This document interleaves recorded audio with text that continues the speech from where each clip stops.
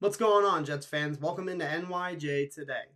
The 2021 New York Jets are one of the youngest football teams in the entire National Football League, which is why it's going to be absolutely critical that we can get after the quarterback this upcoming season. In Volume 2 of my Keys to Success series, I'm going to be talking about the need for a dominant pass rush. Let's get after it.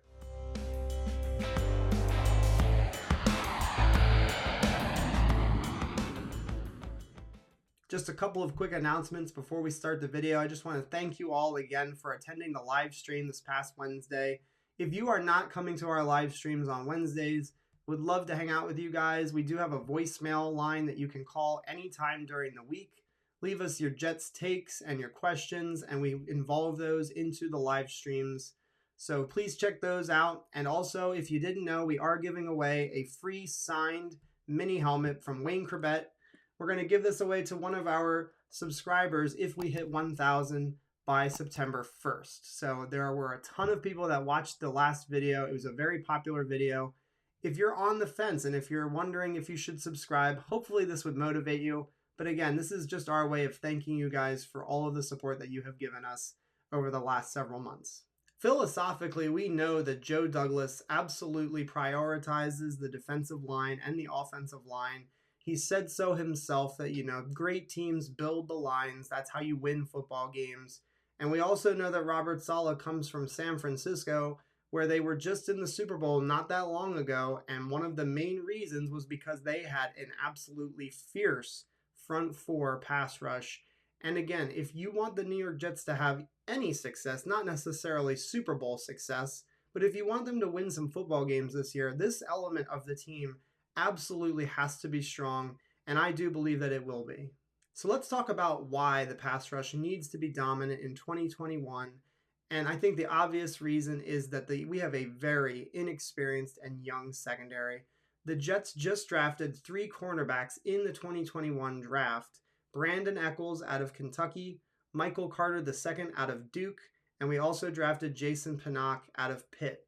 All 3 of these guys are first-year players. They have no NFL experience, and it's safe to assume that they're all going to be on the 53-man roster. So we are going to have some mental errors, some miscues, some miscommunication in the backside of our secondary. And we're not even accounting for the 2020 draft when we drafted Bryce Hall in the 5th round out of UVA and safety Ashton Davis in the 3rd round out of Cal. So when you look at the roster, a ton of the cornerbacks, and I think all of them actually, are 25 years of age or younger. So again, kind of what I was talking about. There's going to be miscues, miscommunication, and there's going to be dropped assignments. So what could make up for the lack of experience and the quality of play in the secondary? And I think that the most clear answer is generating an awesome pass rush. And I think that we have the horses in the stable to get the job done, and again, to have some success. This doesn't necessarily mean that our defense is going to be dominant. I'm just saying that we do have the players on defense, especially on the D-line, to get after the quarterback. The first player we have to mention when we're talking about generating an awesome pass rush has to be, in my opinion, Quinn Williams, the 3rd-year defensive tackle out of Alabama. This guy went from 46% defensive snaps his rookie year to 52%. I think that number will improve and increase this upcoming season. And again, if you just look at the stats from his rookie year to his 2nd year, you can see the jump not only in tackles, but also in sacks. He goes from 28 combined total tackles his rookie year all the way up to 55, and then from 2.5 sacks to 7, again, from his rookie year to his 2nd year. And again, if you don't even look at the stats, if you look at just watching him play on the football field, Quinn Williams was a different dude in his 2nd year. And when you look at photographs of him from his rookie season to his 2nd season, he doesn't even look like the same person. We saw a cute, chubby-faced dude in his rookie year, and then in that offseason, after his rookie year, he committed himself, improved his diet, improved his workout habits, and we saw a guy that turned into a true threat on the interior of a defensive line. And so my only hope and my only hope for him is to stay healthy, to get healthy. He is dealing with a foot injury right now. I think if he's all good, if he is healthy and he plays 16, 17 games this year, you're going to see a guy that is borderline double-digit sacks. And again, I just cannot wait to see him alongside the likes of Sheldon Rankins, Carl Lawson, and so many others that I'm going to be talking about. If we're talking about great pass rush, we got to continue the conversation by bringing up defensive end, edge rusher, Carl Lawson, who we signed from the Cincinnati Bengals in free agency this offseason. He is only the 19th highest paid player at his position in the NFL, so we did not have to overspend to get this guy to come and play for the New York Jets, which I think is great. And again, when you look at some of the analytics here, this guy has absolutely everything that it takes to be a great pass rusher and a dominant one at that. So 64 pressures on the quarterback last season, according to Pro Football Focus, top 4 at his position. And then when you're looking at his hits on the quarterback, he only ranks behind Joey Bosa of the LA Chargers with 54 hits in the last 2 seasons. That is truly elite stuff. And again, when you just think about the combination of an interior rusher in Quinn Williams and an edge rusher in Carl Lawson, offenses are not going to be able to double team both. So there's going to be one-on-ones. One of those guys is going to be freed up to make some plays and to hit the quarterback. And I just cannot wait to watch this defensive line. So I hope you guys are fired up too, because it gets me really excited for the 2021 season. Another player that should really fire you up on the defensive line and getting this pass rush going has to be defensive tackle Sheldon Rankins, who we signed in free agency from the New Orleans Saints. This is a former first-round pick who is still very young in his prime.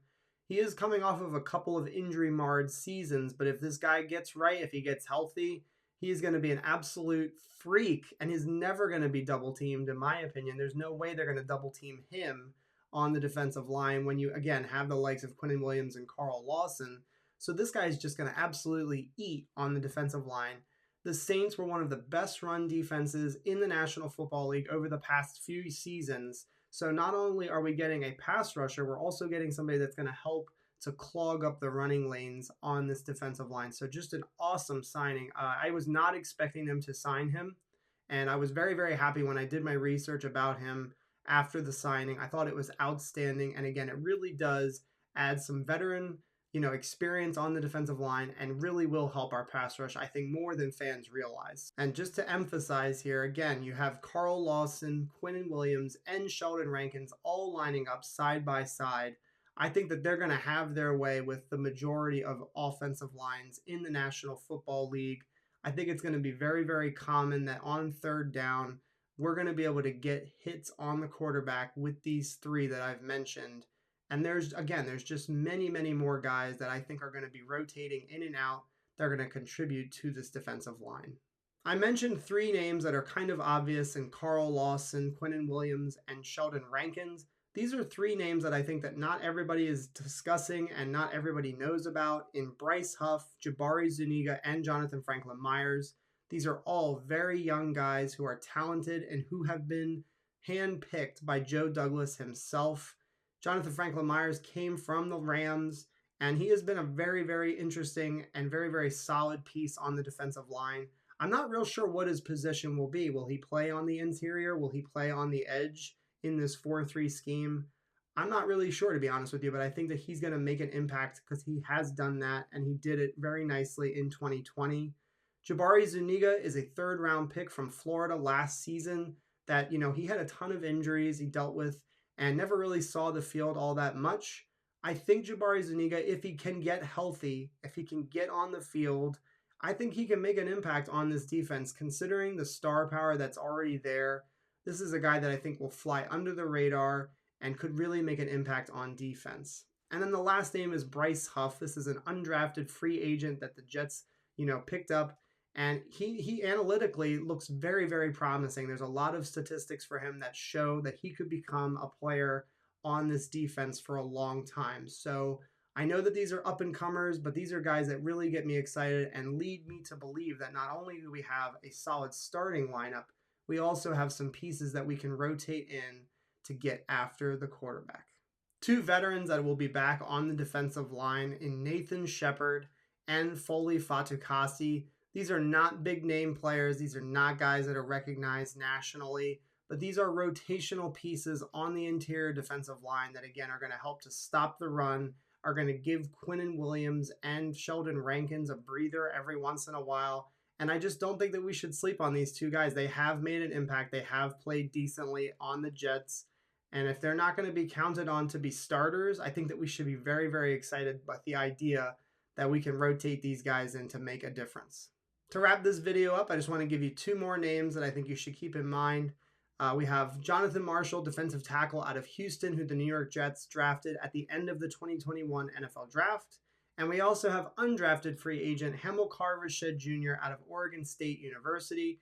This is a guy who had 14 sacks in 2019 and went undrafted this past year. Keep your eyes out on him in training camp and in the preseason. You know, if this guy can make a big play or two in the preseason, perhaps he could beat out Jabari Zuniga for a roster spot. We have plenty of competition now, young players that have, performed at the college level that, now are trying to fight for their jobs in the NFL. So it could be really interesting to say the least. And then obviously Jonathan Marshall, who we just drafted. This is a guy analytically who is a very nice rotational piece on the interior who can generate a pass rush. So I hope you guys keep an eye out for these two players throughout the offseason.